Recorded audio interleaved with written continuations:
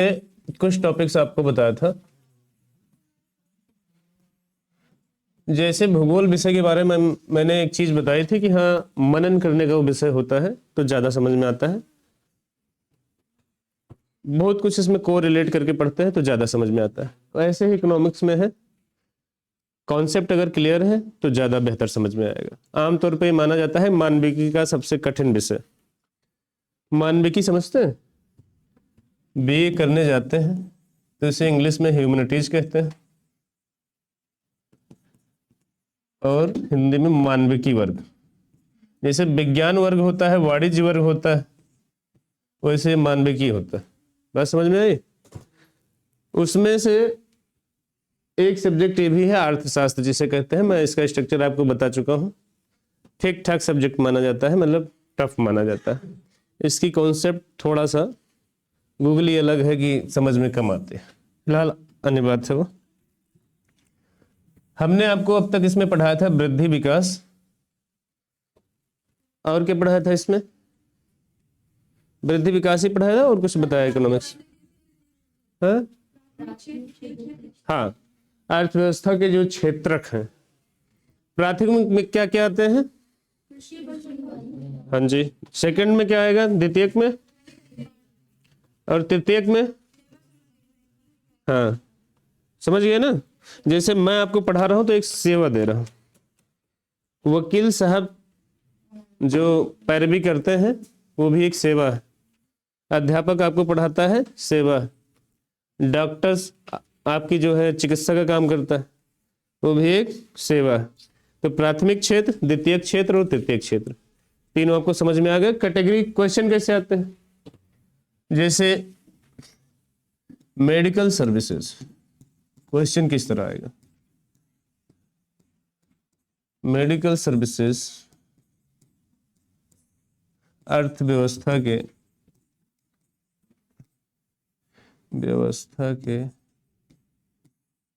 किस क्षेत्रक में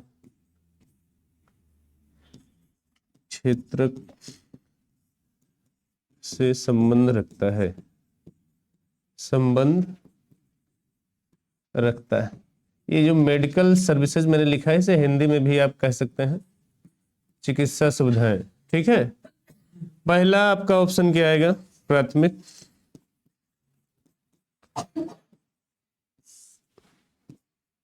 दूसरा आएगा आपका तृतीयक। तीसरा आपका ऑप्शन आएगा ये और बी, दोनों सही। तीसरा आपका आएगा इनमें से कोई नहीं। अब आपको दिमाग लगाना है, अपने विवेक से काम करना है। इनमें से कोई नहीं। ऐसे क्वेश्चन आपके सामने आ सकता है इससे रिलेटेड। चार ऑप्शन आपके सामने दिख रहे हैं। हमने आपको परसों की क्लास में बताया था अर्थव्यवस्था के क्षेत्रक, प्राथमिक, तृतीयक, ए और बी दोनों सही, इनमें से कोई नहीं। तृतीयक में आएगा, श्योर है? अभी कोई बालक बता रहा था कि इनमें से कोई नहीं। इतना पढ़ाने के बावजूद अगर ये क्वेश्चन ना कर पाओ तो शर्म वाली बात। पहले सेक्टर में मैंने क्या बताया था? एग्रीकल्चर, माइनिंग और हार्टिकल्चर। हार्टी मतलब वानिकी हो जाएगा, ऐसा समझ लीजिए, है ना। दूसरे में मैन्युफैक्चरिंग बताई थी। तीसरे में क्या बताया था? Service sector.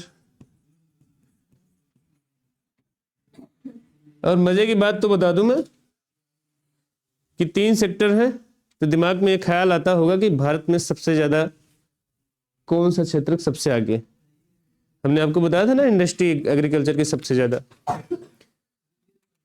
लेकिन मजे की बात यह है कि एग्रीकल्चर ही सबसे पीछे। हमने कहा कृषि प्रधान देश है, लेकिन आगे कौन है सबसे? अगर भारत में 100 रुपये आता है तो सबसे ज्यादा किससे आता है? सर्विस से।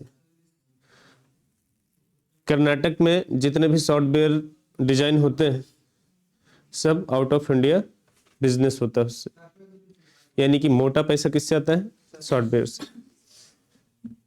मेडिकल से सबसे ज़्यादा पैसा आता है, टीचिंग से सबसे ज़्यादा पैसा आता है, बैंकिंग सेक्टर से सबसे ज़्यादा पैसा आता है, जो कि सब सर्विसेज में आता है। आना कहाँ से चाहिए? क्योंकि 42% जो हमारी पॉपुलेशन किस पे डिपेंड है? नहीं आता। उसके पीछे कोई कमी होगी? पूछो क्यों? एक छोटा सा एग्जाम्पल देते हैं। माझा के कई गांव आज ऐसे हैं और कई गांव में कई घर ऐसे हैं जिनके पास 100 बीघा खेती या 50 बीघा खेती मान लिया हमने, और 10 लोग हैं एक घर में, तो 10 लोग उसी खेती में जूझे रहते हैं। और जिसके पास 10 बीघा खेत है और उसके भी घर में 8 लोग हैं, तो वो भी कुछ नहीं करते, वो भी 10 बीघे में जूझा रहता है। ये बात सही है कि नहीं जी? आप लोग खुद रियलाइज करते हो।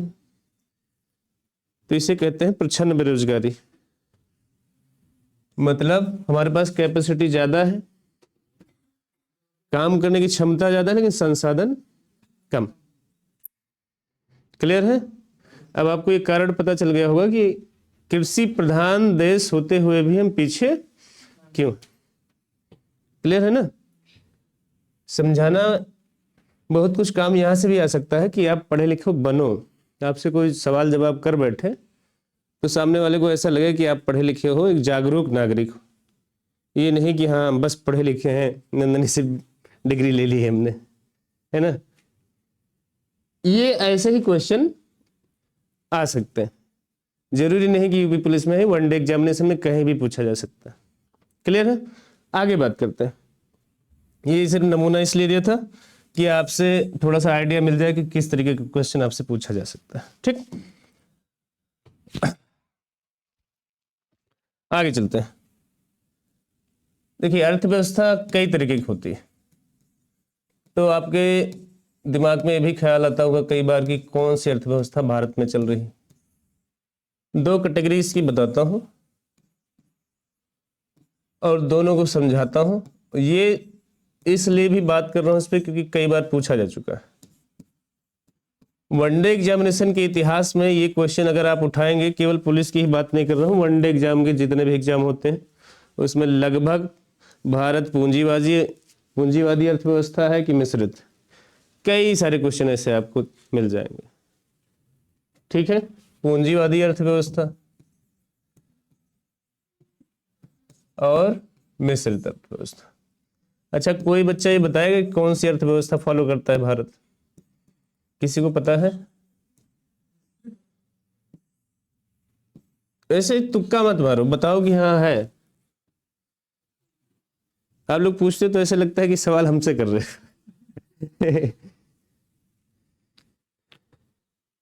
अच्छा, इसमें टेस्ट हुआ, किसका हाईएस्ट नंबर है? कितना नंबर है? हाँ, तो ठीक ठाक चल रहा है। यूपी के एग्जामिनेशन में जहां तक मेरा अनुभव रहा है, अगर 70% नंबर आपका आता है तो आप ठीक ठाक स्टेज पे हैं। कोई भी एग्जाम ले लीजिए आप, बात समझ में आई? यूपीएससी का छोड़ के वनडे एग्जामिनेशन की बात कर रहा हूं। अगर 100 नंबर का पेपर है और 70 की बढ़त बनाए हुए हैं आप, तो आप प्लस पॉइंट में चल रहे हैं, आपके हो जाने की शंका बराबर हो जाएगा। अगर आप 70 के नीचे चल रहे हैं तो फिर दुविधापूर्ण स्थिति में है, तो बहुत खुश होने की जरूरत नहीं है। 26 से ज्यादा नंबर लाइए आप। और जो 20 के नीचे हैं वो रेड जोन में, अस्पष्ट बात। मैं ऐसी बात नहीं बोलता कि तुम्हारे कानों को अच्छा लगे, मैं बोल दूं 20 में आप टॉप कर रहे हैं, नहीं हो। ये कानों को अच्छा लगेगा लेकिन अंदर से तकलीफ देगा। रियल लाइफ में ऐसा नहीं। किसी भी एग्जाम के लिए 70% यूपी के एग्जाम में लाना होता है। कोई भी एग्जाम देख लीजिए, उसकी कट ऑफ आप निकालेंगे, परसेंटेज अगर आता हो तो 70% नंबर से कम नहीं आता है उसका। 100 में से कितना आना है? परसेंटेज बताया हूँ। अब जितने नंबर का पेपर होता है उसका कट ऑफ निकाल लीजिए कि कितना आपको लाना चाहिए, वो भी माइनस मार्किंग काट के क्या नाम है आपका? नए क्या नाम है? कहाँ से आते हो? अरे इतना लंबा से आते हो पढ़ने? यहाँ कहाँ रहते हो? लैब खोल रखी है अपनी। किस चीज की? पैथोलॉजी? अरे वाह, चलो ऐसी बड़ी हस्ती भी हमारे यहाँ पढ़ने आती। तो आपकी आवाज उधर तो काफी अच्छा स्कोप है पैथोलॉजी का। बस 7 बजे रोडवेज से आते हैं। अच्छा, डेली अप डाउन है, दैट्स इट। काफी मेहनत करते हो फिर तो। हम लोग भी सोचते हैं कि गोंडा जाके रोजगार ढूंढे, आप इधर आ जाते हैं। खैर कोई नहीं। जीएस का कितना पार्ट सही था आपका? हाँ जी।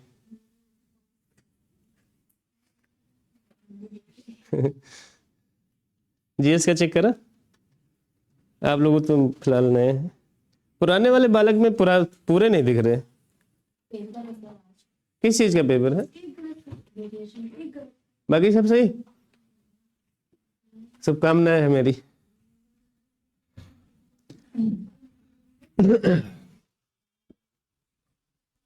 और कोई बालिका?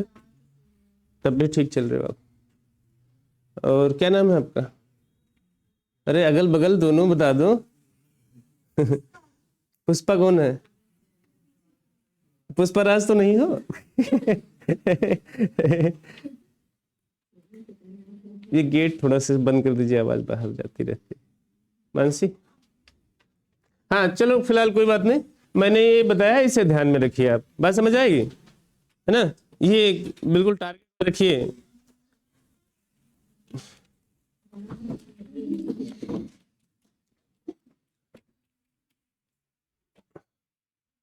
पूंजीवादी अर्थव्यवस्था और मिश्रित अर्थव्यवस्था।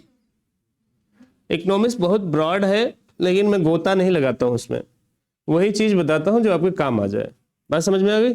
जीएस पढ़ाऊंगा, पूरा दिन बीत जाएगा इसी दोनों टॉपिक पे बोलता रह जाऊंगा, खत्म नहीं होगा, लेकिन वो चीज आपको बतानी है जो आपके काम आ सके, ठीक है?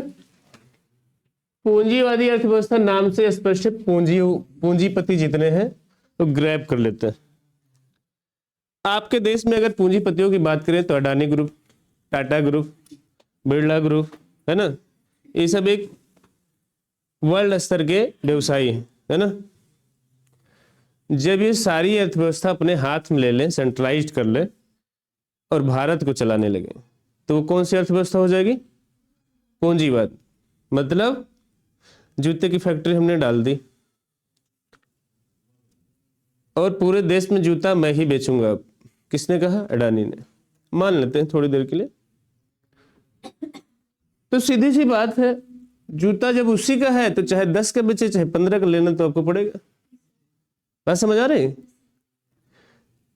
पूंजीवादी अर्थव्यवस्था का मतलब मैं छोटे सी बात से समझाता हूं। आपकी दुनिया में, फोन मोबाइल की दुनिया में 2018 या 2015 के आसपास में ये जियो वाला मसला हाइपर हुआ। जियो जानते हो ना? जियो चलाते हो आप? इससे पहले आप लोग जानते होंगे यूनिनॉर, डोकोमो, आइडिया, पता नहीं कितने छिटपुटिया कंपनी वाले थे, है ना? मेन में एयरटेल, वोडाफोन, आइडिया, है ना? बीएसएनएल तो बात ही छोड़ो, बेकार करो। सोता रहता है। हाँ लेकिन क्या वैल्यू, इंडियन है, कोई लेता है उसे? वो नहीं चला रहे, जो 94 से देख रहे हो ट्रांसपोर्ट करा चुके हैं उसमें। हाँ चल रहा है वैसे ही, सिर्फ 94 लिखा है बस।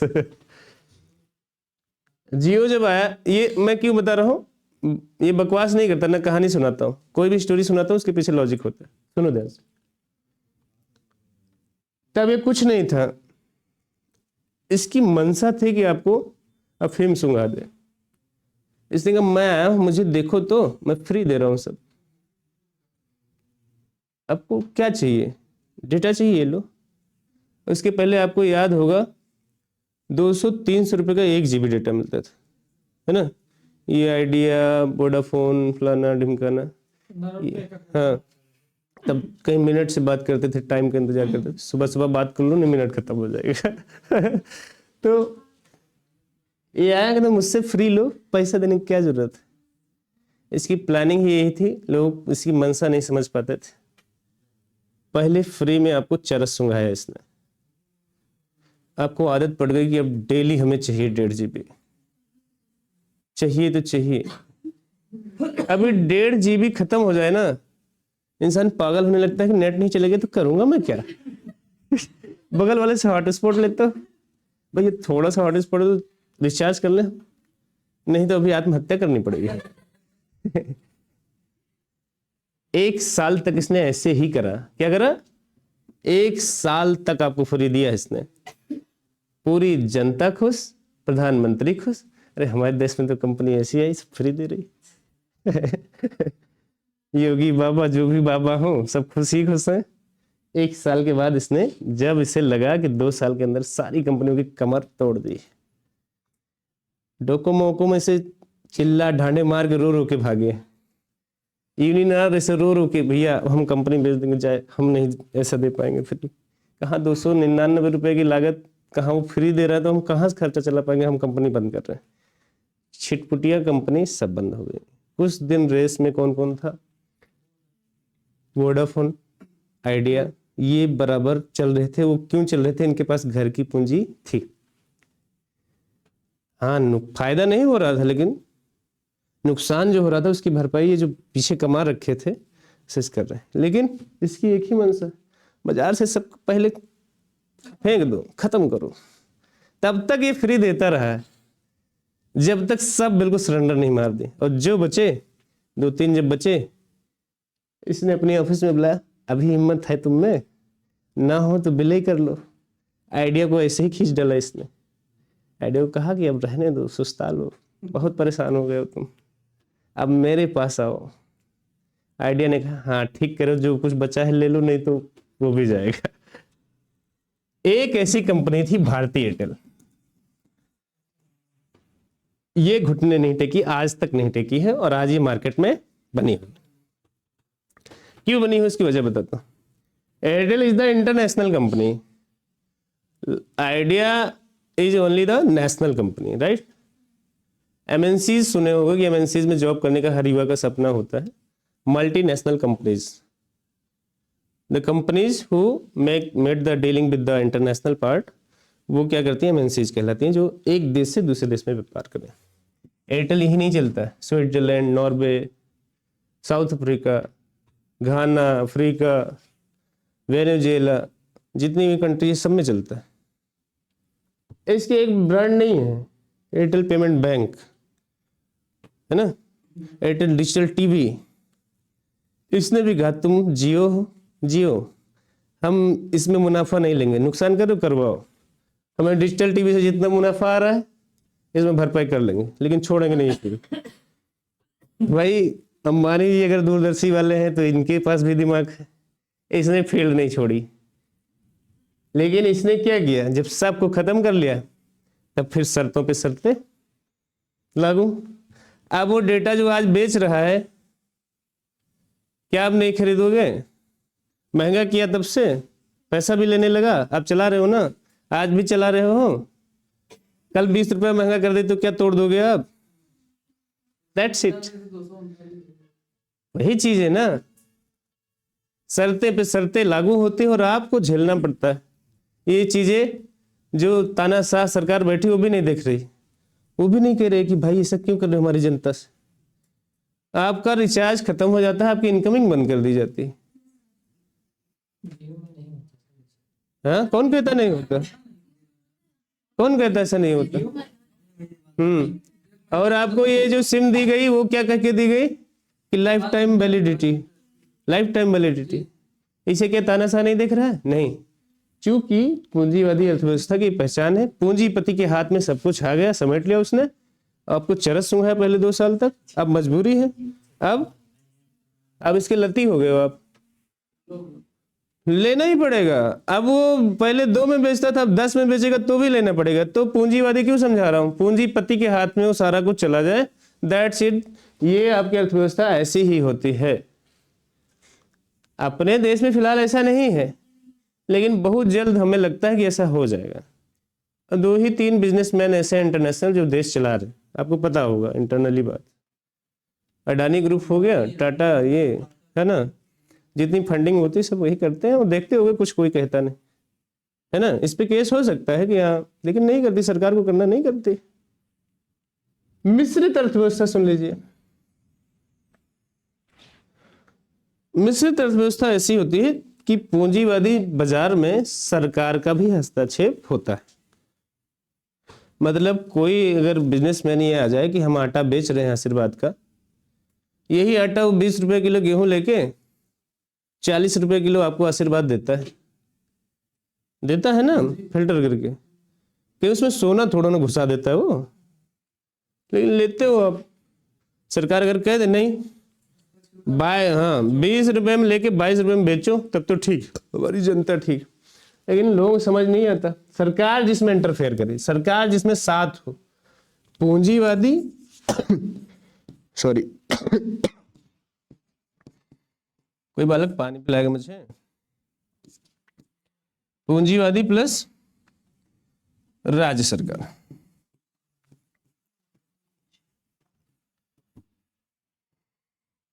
जिसमें दोनों सूझबूझ के साथ काम करें। अगर पूंजीवादी जो पूंजीपति हो ज्यादा उंगली करने लगे तो सरकार भी आके खड़ी हो जाए कि ऐसा मत करो, हमारी जनता।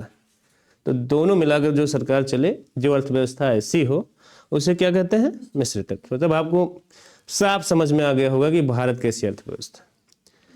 ऐसा है कि लगाम लगाने के लिए सरकार बैठी, जुडिशरी बैठी, न्यायालय बैठा, सुप्रीम कोर्ट बैठा है, कुछ ज्यादा होगा तो वो जवाब दे।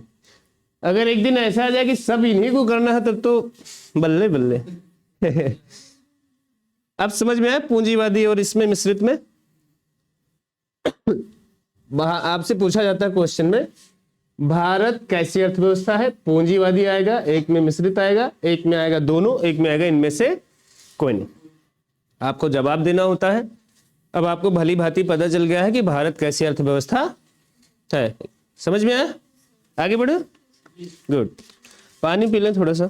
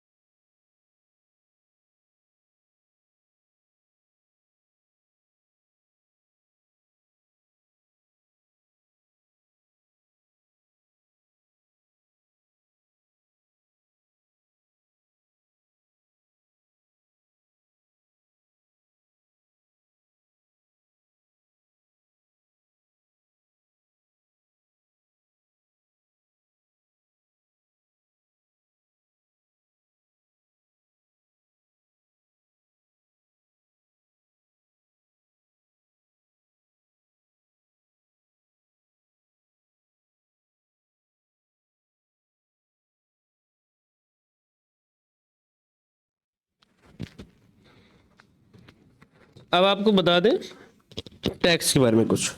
देखिए भारत में टैक्स सिस्टम जो है दो तरीके से चलता है। एक होता है डायरेक्ट टैक्स, डायरेक्ट ये सी, ठीक है। एक दूसरा है इनडायरेक्ट टैक्स, ठीक है।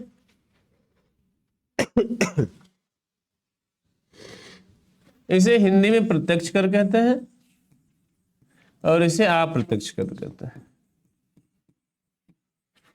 ऐसे ये जो हिंदी के शब्द होते हैं बहुत टफ टाइप के होते हैं। अगर आपको इंग्लिश में याद करना है तो ज्यादा आसान होते हैं, मेरा मानना है। बाकी आप लोगों की जिंदगी, जो आपको अच्छा लगे वो याद करिए।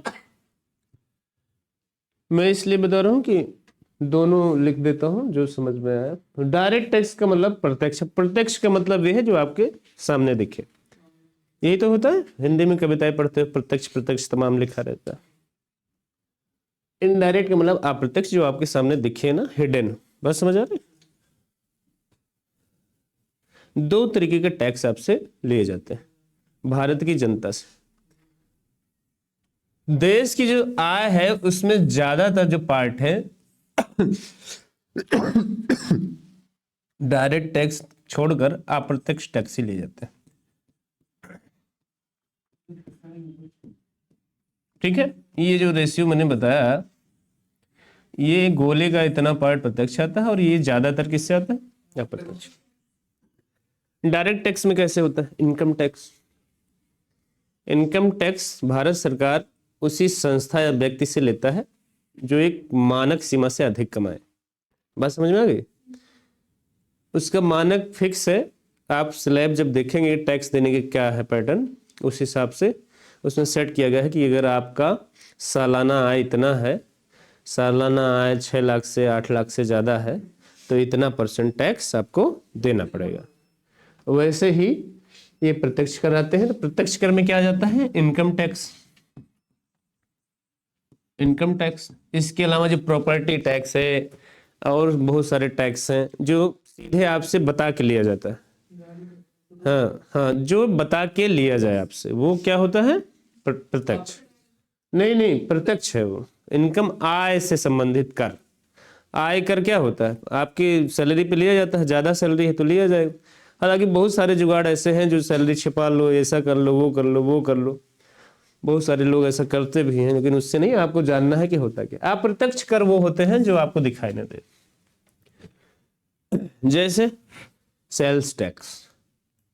आप एक छोटा सा साबुन लाइफबॉय खरीदने जाते हो, उसमें लिखा रहता है MRP 10 रुपये। MRP का मतलब होता है, कितने लोग जानते हैं?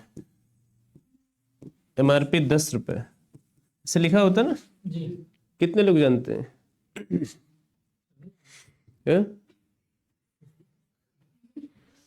क्या है इसका फुल फॉर्म? वही तो पूछ रहा हूं आपसे। हाँ, अधिकतम खुदरा मूल्य।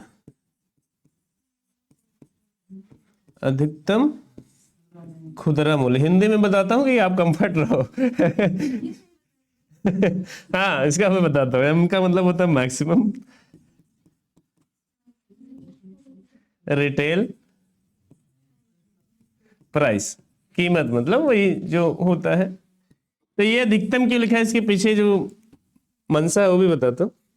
अधिकतम खुदरा मूल्य मतलब 10 रुपए तक आप ले सकते हो, 10 से ज्यादा नहीं ले सकते।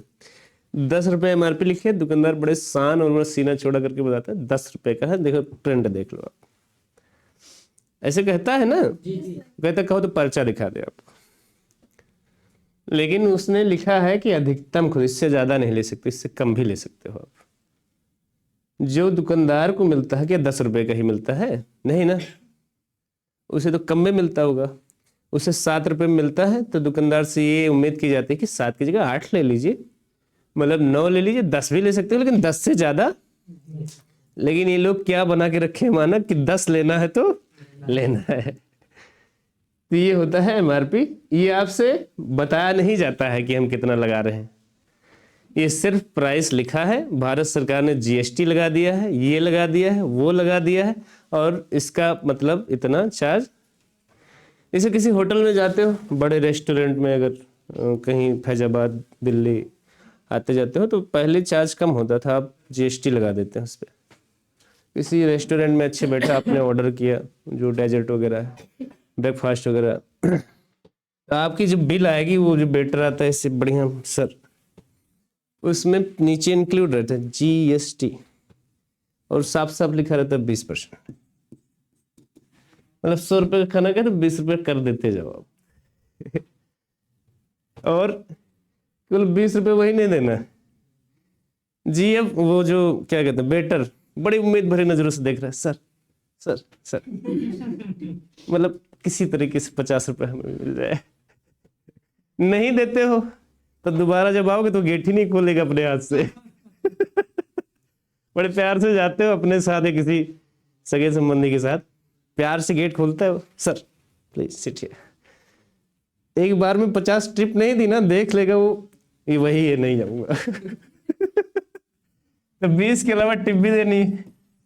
खाना कितना ही खाया आपने, लेकिन जाता कितना है? 120 फालतू का जाता है। इससे अच्छा वो जाग मोमोज 10 रुपए खा लो वहीं पे खड़े होके। मेरा कहने का मतलब ये अप्रत्यक्ष आपसे बताया नहीं जाता है। तो क्या आपसे 20 रुपए बता के थोड़ा मांगा जाता है, वो तो लगा दिए ना, बिना पूछे तुमसे लगा दिए। तो अप्रत्यक्ष कर ये होते हैं सेल टैक्स। दो तरीके के कर होते हैं। अब एक मजे की बात ये आती है, इतना सारा कर आता है तो ये करते क्या, हम सरकार करती क्या है? तो दो सरकारें चलती हैं, एक तो सेंटर की चलती है, एक हमारी चलती है उत्तर प्रदेश की। तो उन्हें कितना मिलता है, इन्हें कितना मिलता है। ऐसे तो कोई डिपार्टमेंट बन जाना चाहिए कि भाई पैसा का हिसाब किताब बताए कि इतना पैसा आता है, इतना जाता है, तभी तो समझ में आएगा। तो इसके लिए एक संस्था बना दी गई कि पूरे भारत में जितना पैसा आता है कितना आता है, और एक संस्था बनाई गई वित्त आयोग। क्या बनाएगा? इंग्लिश में से फाइनेंस कमीशन कहते हैं। क्या कहते हैं? Finance commission. बिल्कुल लापरवाही से मत लेना, बहुत जरूरी चीज है। वित्त आयोग जो बताने जा रहा हूं, लगभग आपका पॉलिटी में पूछ लेगा या तो अर्थशास्त्र में ही पूछ लेता है। कुछ ना कुछ बताने के पीछे लॉजिक होता है, कहानी वैसे ही नहीं सुनाता हूँ।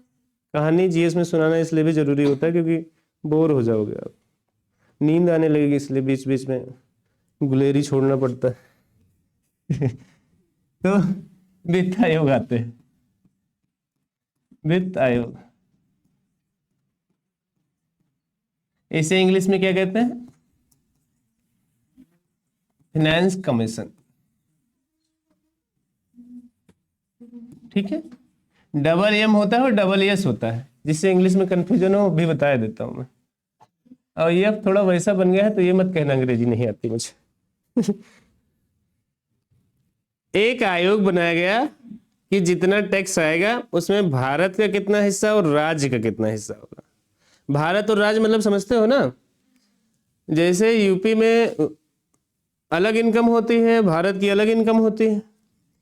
तो ऐसा तो है नहीं कि उत्तर प्रदेश के पास पैसा नहीं आएगा, पैसा तो आएगा ही ना टैक्स वाला।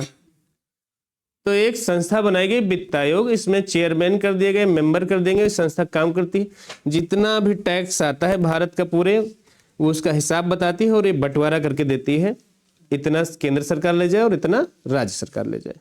आप समझ में आई बात? ये संस्था बना दी।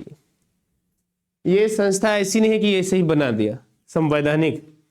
बाबा भीमराव अंबेडकर ने जब किताब बनाई तो उसमें लिख दिया था कि ये संविधान में है कि जितना टैक्स का हिस्सा आएगा उतना बंटवारा होगा, दोनों सेंट्रल का और स्टेट का। तो इसे जैसे ही मैं कहूं संवैधानिक तो तुरंत आपके दिमाग में आना चाहिए किस आर्टिकल के था। अनुच्छेद जानते हो ना, आर्टिकल, जैसे समानता का अधिकार पढ़ाया गया भी नहीं, विकास सर ने पढ़ाया कि नहीं पढ़ाया? अरे बाप रे, वो भी मुझे ही पढ़ाना पड़ेगा। जल्दी खत्म करेंगे ये क्या कहते हैं, इकोनॉमिक्स। ये आर्टिकल नंबर लिया गया 280 के तहत, आर्टिकल 280। आपसे पूछा जाएगा स्पष्ट साफ शब्दों में कि वित्त कमीशन, वित्त आयोग किस आर्टिकल के थ्रू आता है। 4 ऑप्शन दिया जाएगा, article number 280, article number 324, article number 110, article number 500। तो कौन सा सही है? ये रटना पड़ेगा आपको। अनुच्छेद कौन सा है? बस समझ में आ गई? संविधान में लिखा है, एक नंबर है 280। जब 200 अनुच्छेद खोलोगे तो क्या निकलेगा? Finance commission. ठीक, इसके मेंबर होते हैं, एक चेयरमैन होते हैं और अदर मेंबर होते हैं। कौन कौन से होते हैं? अदर मेंबर होते हैं। एक चेयरमैन और अदर मेंबर, मतलब ये चलाने वाले। जैसे भारत सरकार होती है ना, मुख्य कौन है? योगी आदित्यनाथ, राज्यपाल, उनके नीचे जितने भी कैबिनेट वगैरह। वैसे इधर भी एक संस्था बनाई गई, कौन सी और किस लिए बनाई गई है? किस लिए बनाई गई? भारत में जितने टैक्स आते हैं राज्यों और सेंटर का, केंद्र सरकार और राज्य सरकार के टैक्स के बंटवारे के लिए। क्लियर है? पानी पी लो थोड़ा सा।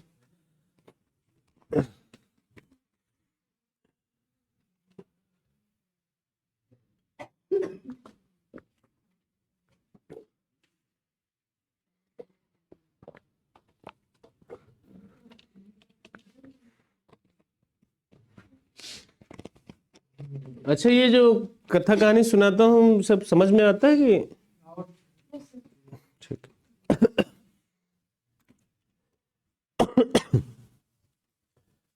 अदर मेंबर है। अभी कौन सा आयोग चल रहा है? 1951 में पहला वित्त आयोग बनाया गया था। कौन सा? पहला वित्त आयोग। मतलब देश कब आजाद हुआ? 45? कौन बोला? 47। पहला कब बना? देख, क्वेश्चन में भी पूछ सकता है कि पहला वित्त आयोग कब बना, सन बता दे, याद रखना पड़ेगा, ये रटने वाली चीज। इनफैक्ट इसी से रिलेटेड ऐसे अब तक ये पहला था। अब कौन सा चल रहा है? 15वां चल रहा है। कौन चल रहा है? 15वां वित्त आयोग अब चल रहा है। मतलब 5 साल के लिए बनता है। कितने साल के लिए? इसका जो ड्यू था 2020 से 2025 तक। कब तक चले गए? 25 तक चले गए। मतलब 15वां वित्त आयोग। इसके जो पहले सचिव हैं वो कौन है? एन.के. सिंह। एन.के. सिंह पूरा नाम भी है इनका, लेकिन एन.के. सिंह भी आ जाएगा। नंद किशोर सिंह इनका पूरा नाम है। अगर पूरा जानना चाहो तो भी हो सकता है। लिखना चाहो तो पूरा लिख सकते हो।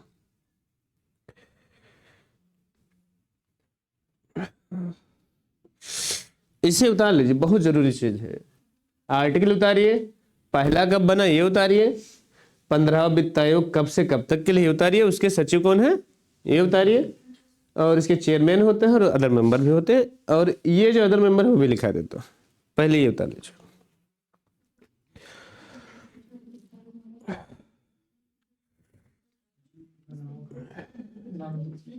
नंद किशोर होता है, ये चेयरमैन है। ये अदर मेंबर का नाम मुझे याद नहीं है तो थोड़ा गूगल कर लेता हूँ।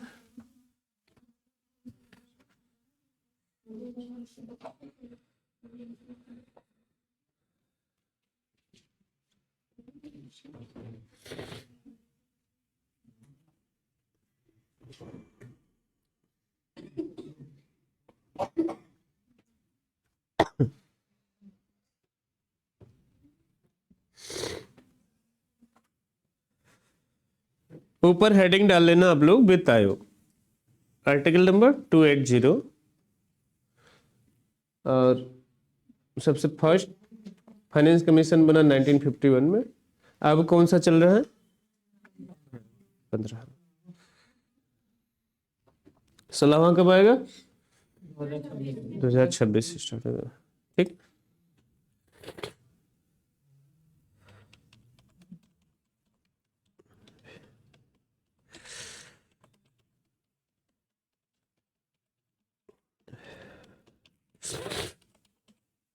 कितने लोगों ने सिलेबस अपने घर पे चिपका लिया,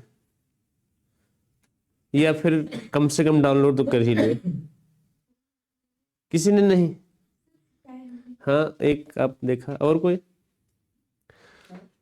आप लोग बेकार की पढ़ाई कर रहे हैं फिर तो। सिलेबस सिलेबस सिलेबस सिलेबस जो दिखाया था ना, आप लोगों के पास है तो सिलेबस नहीं है? चलो मैं आज ग्रुप में डाल दूंगा, मेल फीमेल दोनों में डाल दूंगा। उसे प्रिंट निकलवा के घर पे चिपका लीजिए, कौन कौन सा टॉपिक आपका छूट रहा है। Please be aware and be concentrate. You have minimum and lesser time. Date announce हो रही है अब धीरे धीरे। 18 को ही एग्जाम करा लेगा एंड यू कांट नथिंग, कुछ नहीं कर पाओगे। So please be serious. आपको सिलेबस ही नहीं पता, टाइम पास कर रहे हो। अदर मेंबर ये लिखा देता हूँ। देखिए, एक होते हैं चेयरमैन, एन.के. सिंह हमने लिखा है। ये रिटायर्ड आईएएस होते हैं, ऐसे आम आदमी नहीं होते हैं, क्योंकि वित्त आयोग का मामला होता है, काफी लंबा होता है। आगे देख लेते हैं कौन कौन है। अभी जो हाल ही में, कहाँ लिखो इनका नाम, दूसरा पेज ले लेते हैं। चेयरमैन कौन है? NK. Singh, right. Other member का नाम लिखा देता हूँ। मेंबर। अजय नारायण झा, अजय नारायण झा,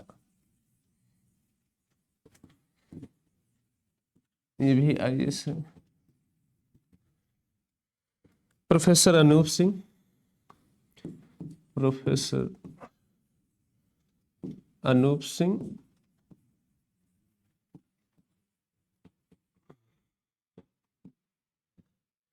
अशोक लहरी, अशोक लहरी,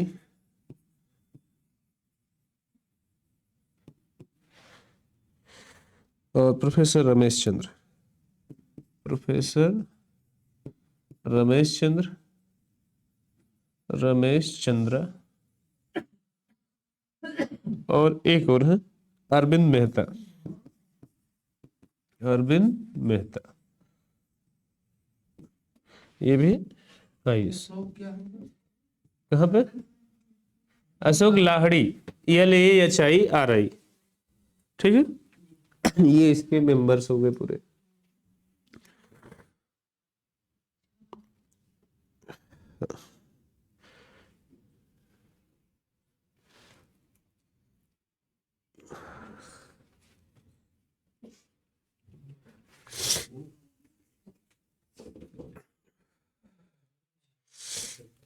ठीक है, ये समझ में आ गया।